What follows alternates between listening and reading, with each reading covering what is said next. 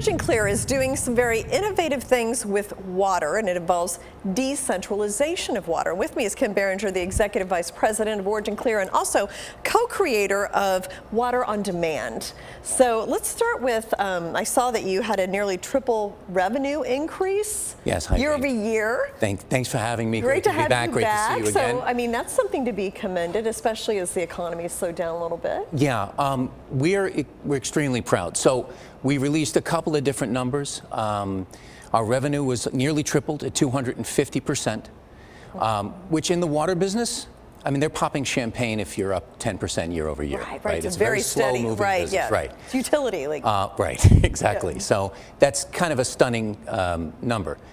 Our gross profit for the company was up 262%, and again, another near triple. So these are year-over-year numbers. Year-over-year, 21 through 22. We just released the final year-end numbers. So the street, we're going to absorb all that, and we're very, very excited about it. Now, really, what we're really proud of is the team. They have consistently delivered results for us, and what I think is probably the most exciting part is we just announced the transfer of our modular water systems to our holistic water as a service division, Water on Demand. And what this allows for us to do is combine both the technology and the finance to deliver unlimited scalability in the water business. This is a $1 trillion problem. Okay, so $1 trillion problems are not going to be solved by any one single company or probably any 100 companies. The ability to integrate finance, total service, kind of a holistic view with actual technology that is, kind of drop and go and can be removed. We think that's the key to being able to scale this globally eventually. Right. Okay, so let's back up for a second and talk a little bit about what OriginClear does. So, and I mentioned decentralization. So you're essentially providing small businesses, other entities, their own water system, where they can recycle the water. You provide financing for them if they need that as well. So explain the business. Right, it's more than finance. So yeah, that is the core of it, and that makes it very easy to kind of digest. But 90% of the water in the world goes untreated. Most of our polluted water is not coming from Nestle, it's not coming from Pepsi, it's not coming from Anheuser-Busch, who are massive companies who can install $10 million systems and basically staff them on a 24-hour basis, okay? Most of the pollution is coming from the edges, from kind of the outskirts in smaller businesses that are extremely capital limited. People that don't have access to, and I mentioned to you in a previous interview that if you're Anheuser-Busch or you're Pepsi, you have the money, you have the staff, you've basically got your own private utility. 99% of small businesses don't have the capital, they don't have the expertise, and they don't have the bandwidth to be in the water business, okay? They need to make beer, they need to be a farm, they need to manufacture chips, whatever it is. Right. So the total outsourcing of water treatment allows us to say to a end user, chip maker, don't worry about the $1 million system. We're going to put it right on your site, okay? Now, we're going to provide expert 24-hour-a-day monitoring. We're going to service it. It's all in your pay by the gallon. It's $1 million system that you now do not have to pay $1 million for. We'll take care of it. The business model is exciting, and we think that the street's going to be very excited about it because Water on Demand owns the asset, that 20 or 25-year contract, we own that. And instead of having a one-and-done type of, great, I sold $1 million piece of equipment, now I'm out of business again type thing. It's now it's a multi-decade relationship to the end user. And the revenue generated off a system is many, many, many, many times that of a one-time sale. So it's a great model. It's almost like owning real estate in a way. You're going to get rent rolls, you're going to get a turnover on property, forever. Yeah. Very attractive. And you're investing $500,000 a month? Yes. So yeah. So with the good, we had great revenue growth, great profit growth.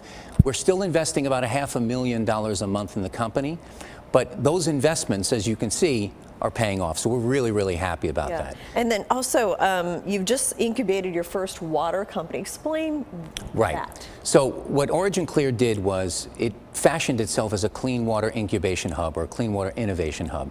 What we wanted to do, we had a bunch of really valuable properties: modular water systems, progressive water systems, water on demand. What we wanted to do is nurture them, get them strong enough, and then have them also, maybe go to a national market or whatever. So our first successful incubation is Modular Water Systems. This is a company that we started from scratch 5 years ago. I mean, literally, Dan Early walked in the door and we built a company around him and his patents and his ideas.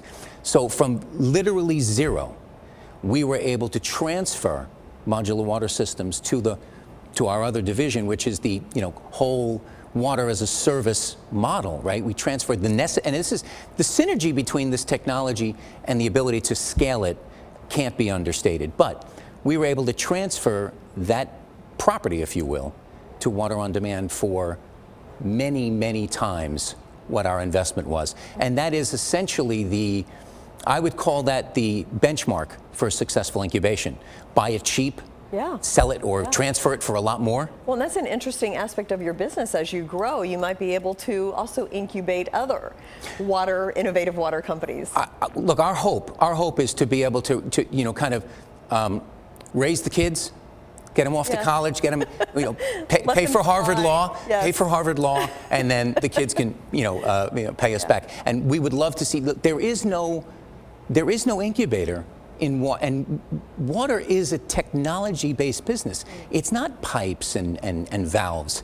This is a highly technologically advanced business, and there is no incubation or incubator for water technology, or aquatech as they refer to it now. We set out to be the world's first incubator for water technology, and happily, and I'm very proud of the team for this, we've successfully incubated our first with the only meaningful benchmark that makes any sense, right? We started out with virtually zero and was able to transfer it for, like I said, many, many fold our investment. Yeah, interesting. I mean, and such a problem with water and cleanliness of it and lack of it, and you're really trying to address that. It's an upstream problem. Right now, we treat it downstream. Right, everything flows downstream to a centralized water plant here in New York City. I grew up, New York City water was the best water. Not so much anymore, right? Because everything's coming up from upstream down to downstream. They're doing their best, but you got 80 million different contaminants in your water. How can one centralized system possibly address that? If you treat the water at the place it's being contaminated and you address those specific contaminants with a private, decentralized water utility, the quality of that water coming to the centralized system is better. And if you charge the polluter, right, you and I are paying for water, okay? We're paying the same as the guy who produces millions of gallons a month, okay? That's crazy, right? And he's the one polluting it, we're not, okay? So if you charge the end user, you're actually saving that business a fortune, okay? So he's happy. But the quality of what comes down to the end user is much, much better. And potentially, we can start to deliver water in decades to come cheaper or even free. Yeah, interesting. Well, thank you so much, Ken, for the update, and look forward to the next one. Thank you. Thank you.